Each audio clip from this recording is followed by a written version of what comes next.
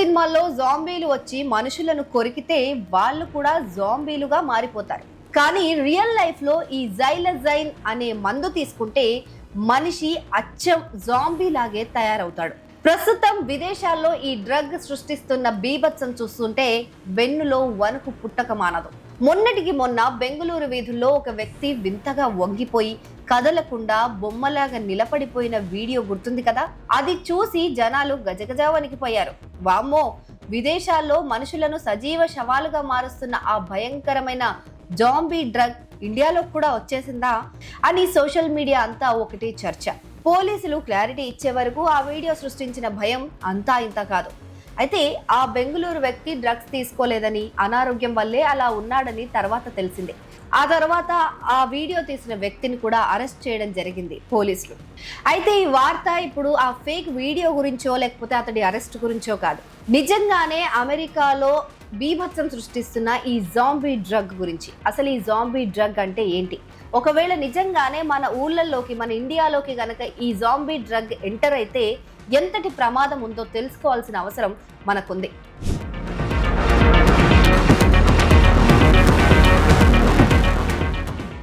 Zombie drug, దీని అసలు పేరు జైలజైన్.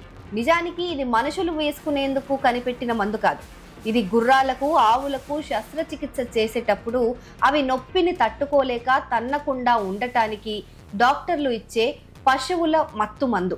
కానీ డ్రగ్ అడిక్ట్స్ దీన్ని వేరే డ్రగ్స్ తో కలిపి తీసుకోవడం మొదలుపెట్టారు. ఇది బాడీలోకి వెళ్తే మనిషి మెదడు మొద్దుబారిపోతుంది, శ్వాస తీసుకోవడం కష్టమవుతుంది. ఆ మత్తులో మనిషి గంటల తరబడి వింత ఆకృతుల్లో వంగిపోయి ఉండిపోతాడు. అందుకే దీన్ని జాంబీ డ్రగ్ అంటున్నారు.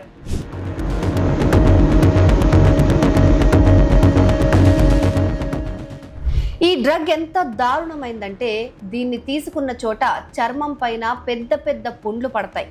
అవి ఏ మందులకు తగ్గవు. లోపలి నుంచి మాంసం కుళ్ళిపోయి రాలిపోతూ ఉంటే అచ్చం హారర్ సినిమాల్లోని జాంబీల్లాగే కనిపిస్తారు.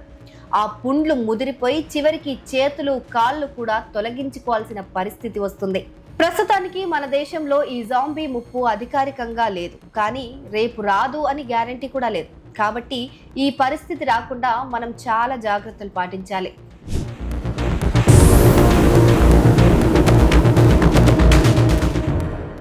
పార్టీల్లో, ఫ్రెండ్స్ సర్కిల్స్ లో కొత్త కొత్త పేర్లతో ఇచ్చే పౌడర్లు, టాబ్లెట్ల జోలికి అస్సలు వెళ్ళకండి.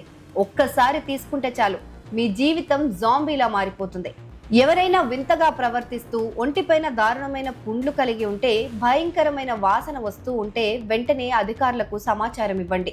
బెంగళూరు వీడియో లాంటి వీడియోలు ఏవైనా వస్తే వెంటనే చూసి భయపడిపోకండి. అది డ్రగ్సా లేక అనారోగ్యమా అనేది పోలీసులు చెప్పే వరకు వెయిట్ చేయండి.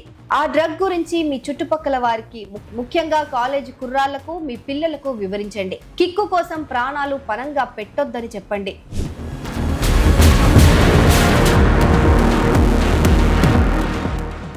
బెంగళూరులో చూసింది ఫేక్ వీడియో కావచ్చు, కానీ అమెరికా వీధుల్లో నడుస్తున్న జాంబీలు మాత్రం నిజం.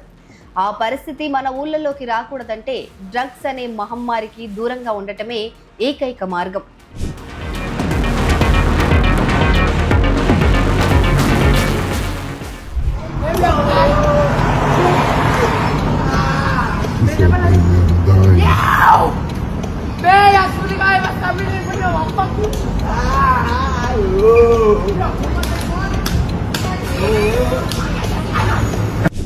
ಫಸ್ಟ್ ಆಫ್ ಆಲ್ ನಾನು ಒಂದು ಸ್ಪಷ್ಟೀಕರಣ ಕೊಡ್ತಾ ಇದ್ದೀನಿ.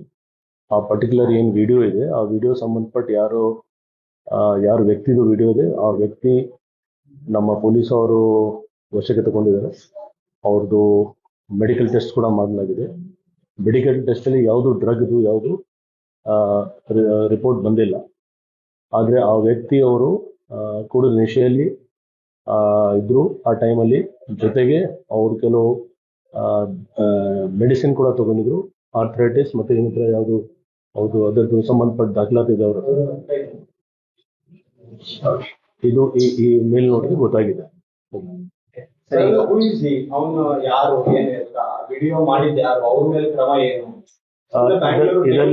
ಇದರಲ್ಲಿ ಎರಡು ಭಾಗ ಇದೆ. ಒಂದು ವಿಡಿಯೋ ವೈರಲ್ ಮಾಡೋರು ಯಾರು, ಅದರ ಬಗ್ಗೆ ನಾವು ನಮ್ಮ CCB ವಿಂಗ್ ಮತ್ತು ನಾರ್ತ್ ಈಸ್ಟ್ ಡಿವಿಷನ್ DCP ಅವರು ಎಲ್ಲರೂ ಪ್ರಯತ್ನ ಮಾಡಿ ಫೈಂಡ್ ಔಟ್ ಮಾಡ್ತಿದ್ದಾರೆ ಎಲ್ಲಿಂದ ಅದು ವಿಡಿಯೋ ವೈರಲ್ ಆಗಿದೆ.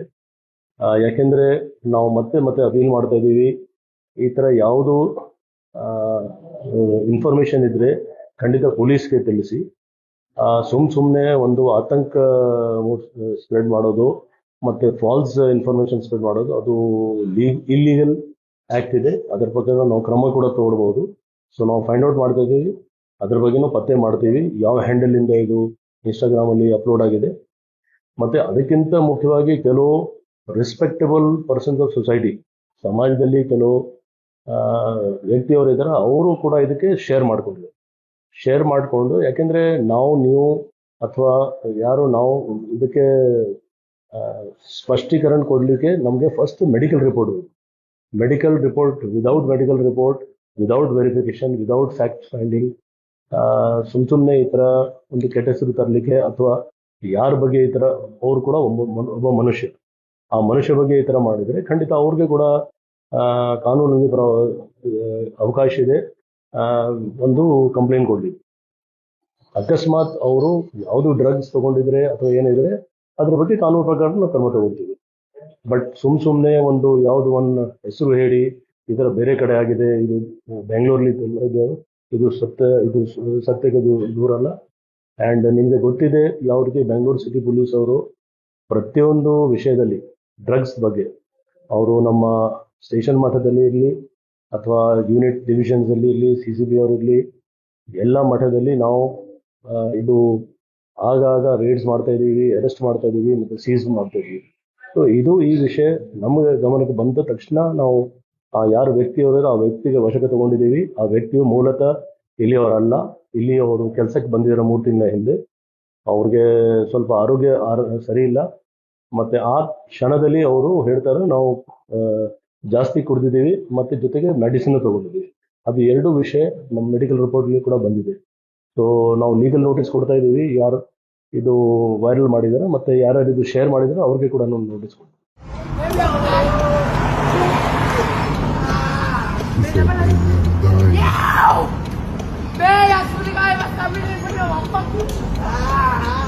Oh,